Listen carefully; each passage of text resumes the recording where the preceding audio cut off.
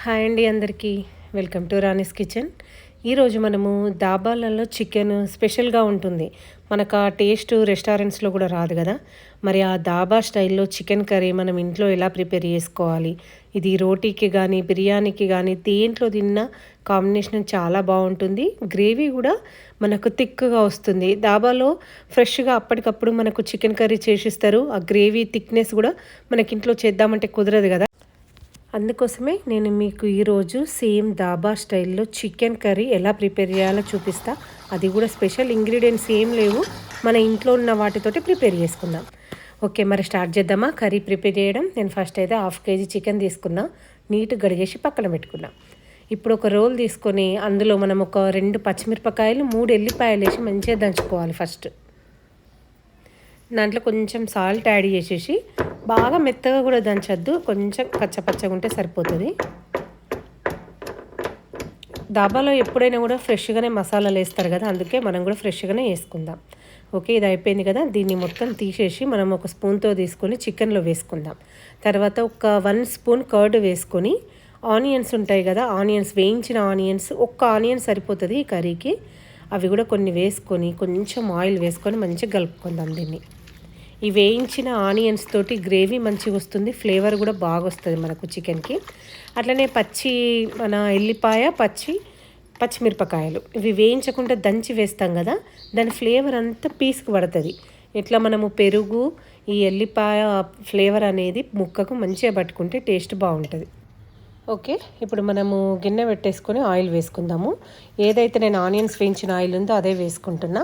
ఇప్పుడు దీంట్లో గరం మసాలా వేసుకుందాం. 2 బగారాకులు, 2 ఇలాచీలు, కొంచెం దాల్చిన చెక్క, లవంగం, సాజీరా, ఒక 2 పచ్చిమిరపకాయలు.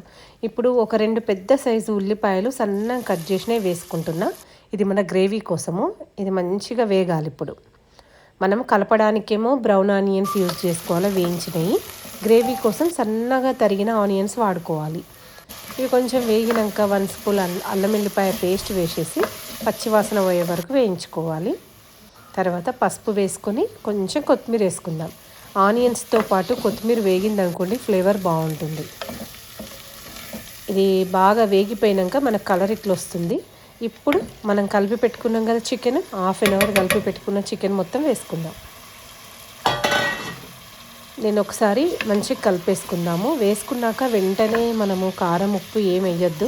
ఒక 5-10 మినిట్స్ దాన్ని మంచిగా ఆయిల్లో వేగనిద్దాం. ఇప్పుడు మూత పెట్టేసి ఒక 5-10 మినిట్స్ మనం ఆయిల్లో అది ఉడికిందనుకోండి, అప్పుడు ఆయిల్ పైకి వేరుతుంది, చూసిండ్రా. తర్వాత సాల్ట్ వేసుకుందాం. నేను రాళ్ళుప్పు వేసుకుంటున్నా నా టేస్ట్కి తగ్గట్టు, మీరు కూడా మీ టేస్ట్కి తగ్గట్టు వేసుకోండి. కొంచెం కారం, నాకు 2 టీ స్పూన్ల కారం పట్టింది. మీరు కావాలంటే ఎక్కువ వేసుకోవచ్చు, తక్కువ వేసుకోవచ్చు, మీ టేస్ట్కి తగ్గట్టు కారం ఉప్పు వేసుకోండి. ఇప్పుడు మంచిగా ఒకసారి కారం ఉప్పు పీస్కి పట్టేటట్టు కలిపేసుకొని మూత పెట్టేసుకొని ఇంకొక 5 మినిట్స్ ఉడికిద్దాం. చూసిండ్రా, ఉడికి మనకు ఆయిల్ అనేది పైకి వేరుతుంది కదా, అప్పుడు తీసి మనము ఫ్రెష్గానే మసాలాలు చేసుకున్నాం కదా. నేను అల్లం వెల్లిపాయ పేస్ట్ కూడా ఫ్రెష్గా పట్టుకున్నా. ఆ వాటర్ తీసుకొని పోసుకుంటున్నా. సరిపోతాయి, బాగా వాటర్ కూడా అవసరం లేదు. మీకు ఈ క్వాంటిటీ చాలదు, ఇంకా కొన్ని కావాలంటే ఇంకా కొన్ని యాడ్ చేసుకోండి.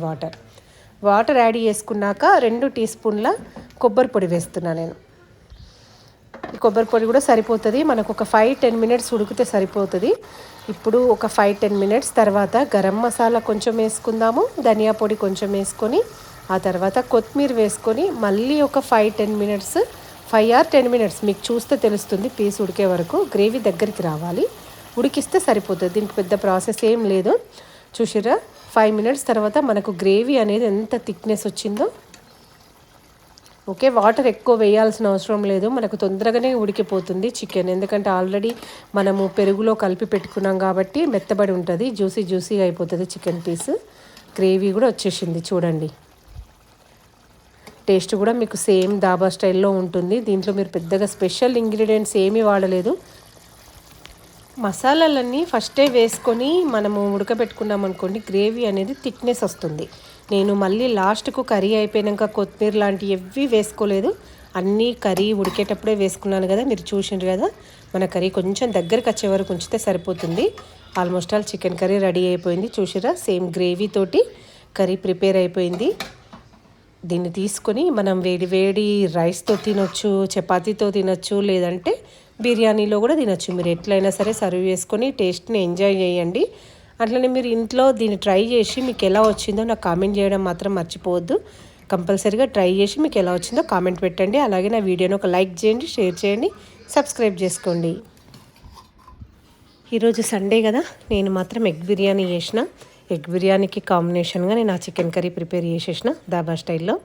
మీరు కూడా సండే రోజు బగారా కానీ, బిర్యానీ కానీ, రోటీ కానీ దేనితోటైనా సర్వ్ చేసుకోండి. దా టేస్ట్ని ఎంజాయ్ చేయండి.